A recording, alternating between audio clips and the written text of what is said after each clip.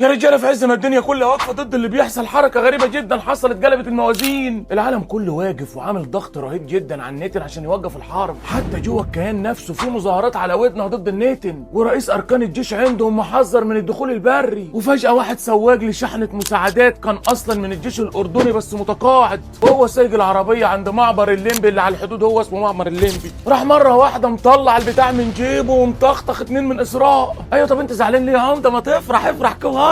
اقول لك هو ده بالظبط اللي عملته الحركه اللي في القطاع، هللت وباركت وقالت الله عمليه بطوليه. طب والنتيجه ايه يا حزين؟ النتيجه ان النتن هو لما يكسب. اول حاجه كده بسم الله ما شاء الله، المعبر اللي كان لما يدخل المساعدات اتقفل فورا. تاني حاجه بقى ان النتن لقى حجه من ذهب قدام العالم وقدام شعبه عشان يكمل في حربه وينفذ بقى العمليه البريه براحته ويدخل يبرطح في القطاع. وانت فاكر يا صاحبي ان النتن فارق معاه 2 ولا 10 يروحوا ولا حتى الاسرى كلهم؟ ما هو لما واحد يطلع يعمل كده من خياله ويبوظ كل الضغوط اللي بيعملها العالم على النتن عشان يوقفوا الحرب ويحرج بلده وفاكر ان دي بطوله، وفي الاخر مين اللي بيدفع الثمن؟ الناس الغلابه اللي في القطاع اللي عايشين تحت خط النار، اللي مش لاقيين ياكلوا ولا يتعالجوا. يعني بدل ما الدنيا كلها اما تضغط عشان توقف الحرب، تيجي انت في حركه كده مش محسوبه ملهاش اي فايده تقلب الترابيزه وتدي مبرر للنتن عشان يعمل كل اللي عايزه في القطاع. وبعدها على طول الحركه اياها اللي مش فارق معاهم غير نفسهم، يقول لك احنا هنطلع الاسرى من تحت الارض وهنحطهم في اماكن متفرقه في القطاع. قال يعني كده لما يهدد النتن ياض يا عسل قوي،